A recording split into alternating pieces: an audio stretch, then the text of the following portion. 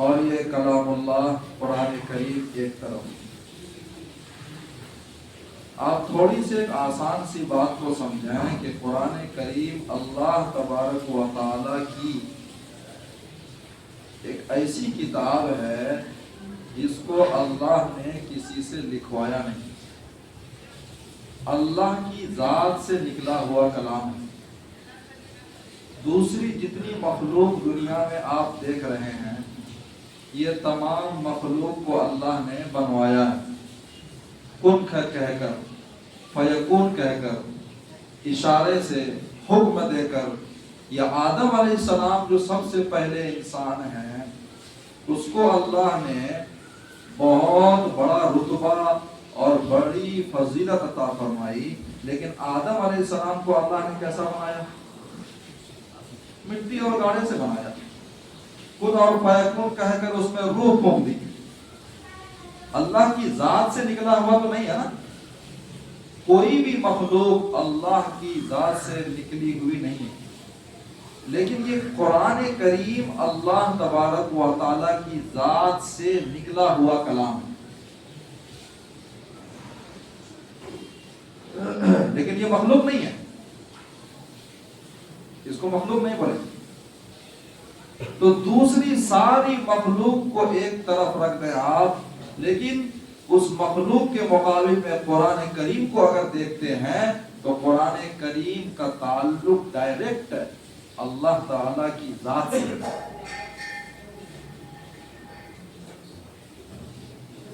یہ قرآن کریم کی فضیلت اور برکت ہمارے پاس ویسے الفاظ نہیں ہیں، ویسی باتیں نہیں ہیں جو میں آپ کو بتا سکوں۔ قرآن حدیث کی روشنی میں دو چار باتیں آپ کو بتاتا ہوں، امید کرتا ہوں کہ ہم سب کا رشتہ قرآن سے مضبوط ہو جائے گا۔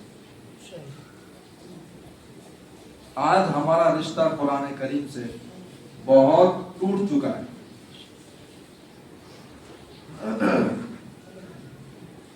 رمضان المبارک قریب ہے، آپ کو یہ بھی پتا ہے کہ شہر رمضان الذی انزل فیہ القرآن، یہ رمضان کا ایسا مہینہ ہے جو آنے والا ہے جس میں قرآن کریم کو اللہ نے نازل کیا ہے۔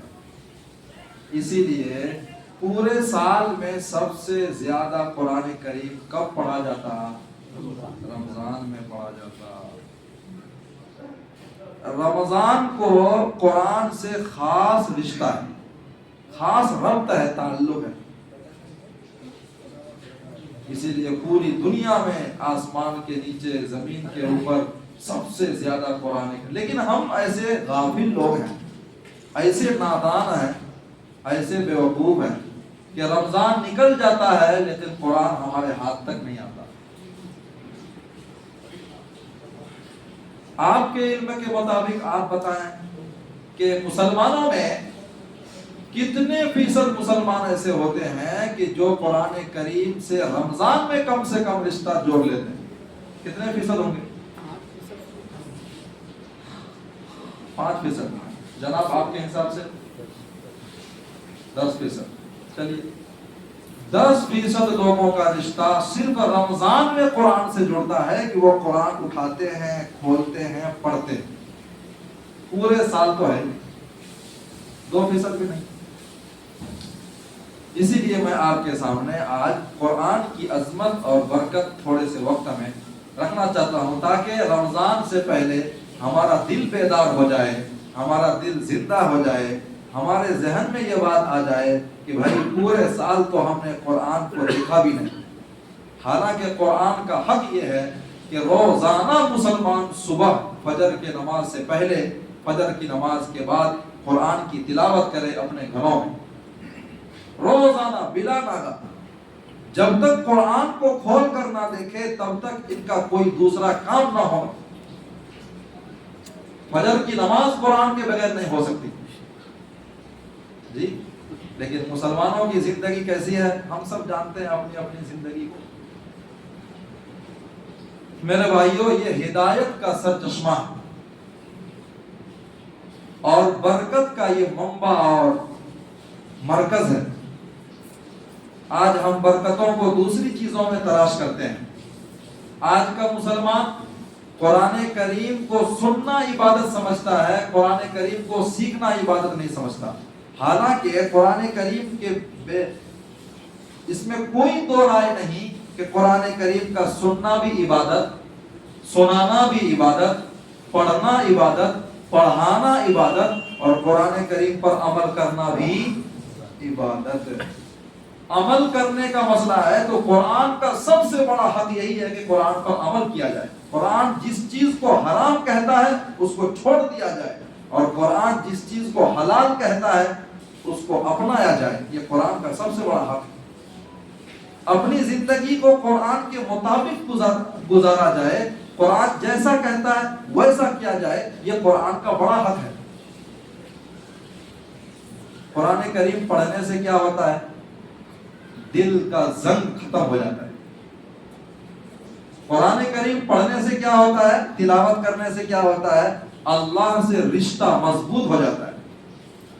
اللہ کی محبت دلوں میں بستی جاتی ہے، اور دھیرے دھیرے بندے کے دلوں دماغ میں، آنکھوں میں یہ دنیا ہیچ نظر آتی ہے.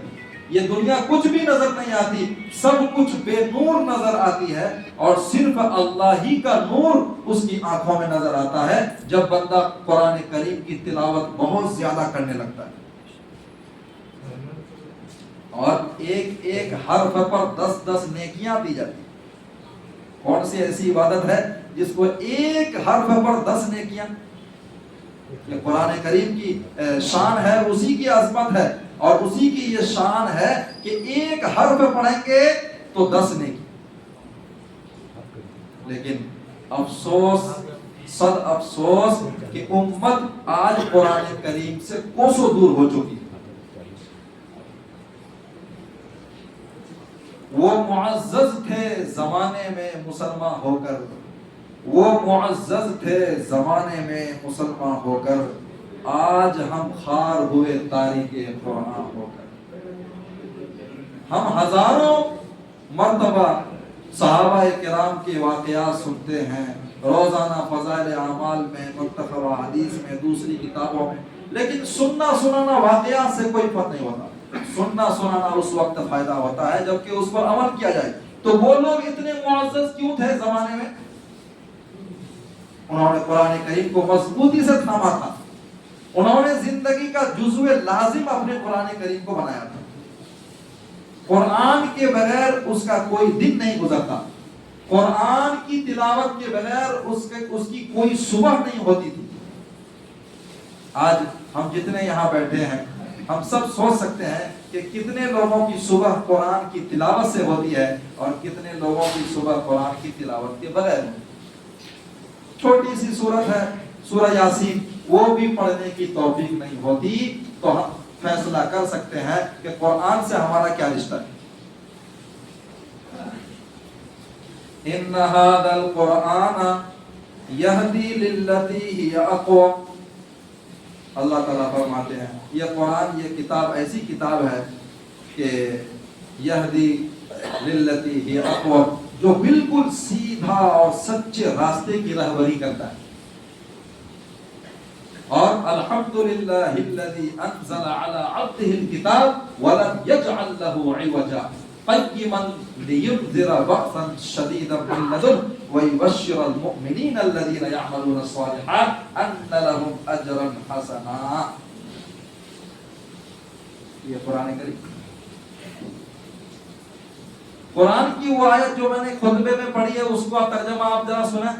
انا عرضنا الامانۃ علی السماوات والارض والجبال. یہ قرآن کے بارے میں اللہ کہہ رہے ہیں کہ مسلمانوں اور انسانوں تم نے قرآن کو کیا سمجھا؟ دیکھو یہ قرآن کریم امانت ہے.